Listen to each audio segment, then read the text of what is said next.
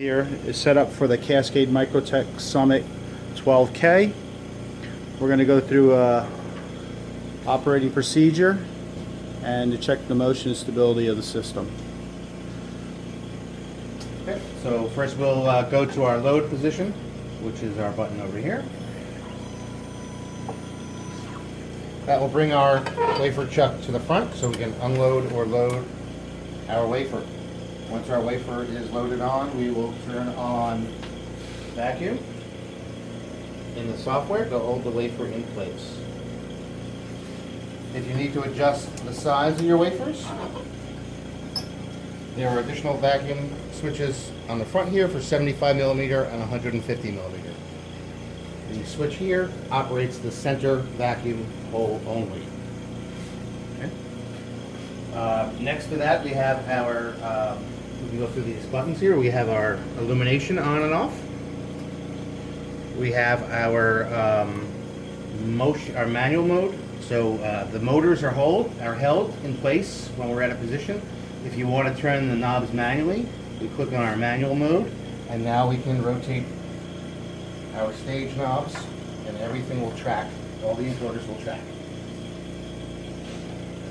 We have, this is for our motion control window, which controls our X, Y move and Z movement, speed and mode. We can obviously move the stage. We can control Z here. We can tell it to go to our separate position or our contact position. Either right here. We can enable or disable the joystick. And we can set our speeds low, medium, high, or anywhere in between. Our mode button will let us switch between different joystick modes, as scan or Z, index, sub-index, die, or jog. And when we click on these, we'll get some different dialog boxes down below depending on what mode we are in. So for index, you would put in your die size in X and Y, including the streets, so that you can step from die to die. Up here we have our center button, so that will move the chuck to the center of its travel. Again, here is our unload button, so that'll move the chuck to the front of the system. Our next button is a reference button, so if you set up a wafer map, you can go back to your reference position just by clicking here.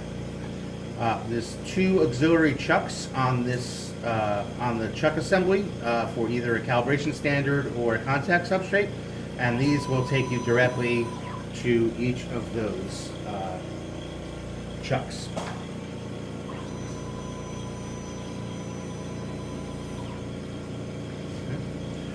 You can also add 5 more user-defined buttons for positions if you would like. The other window here is our status window, which is our window right here, which shows us our chuck position.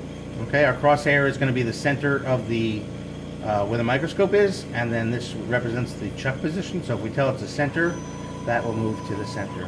It also gives us our X and Y and Z encoder positions. There's a user definable, not definable, but user encoder count you can reset. So if you move to a different position and you want to call that 0, you can set that to 0, and now your user numbers are 0, 0.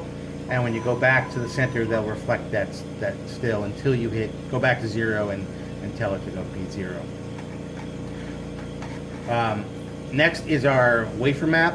So this is where you'll be able to tell the system what size wafer you have, what size die you have, how many die you have, and how you want to probe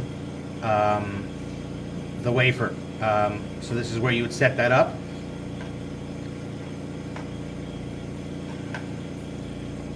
Our next is our align wafer mode. There's 2 modes, a soft align or a hard align. Soft align, you'll give it a left position and a right position. It'll calculate the angle and then move in a jagged fashion to that position to compensate.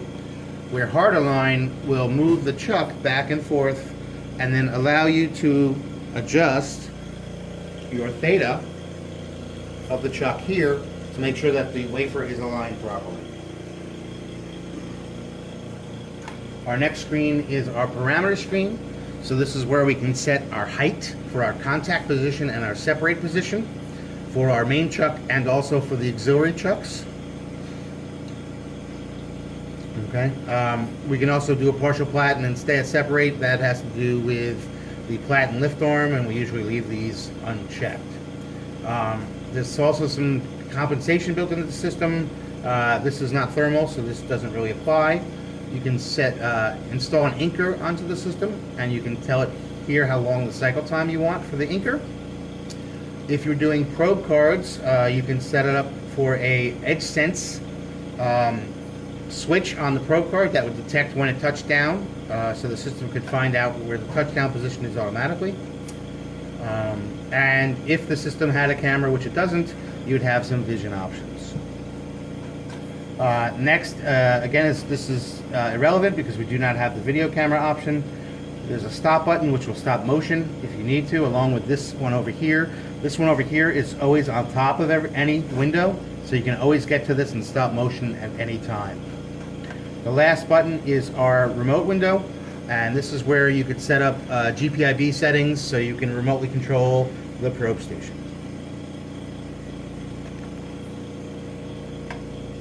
And that is the basic operations of the system.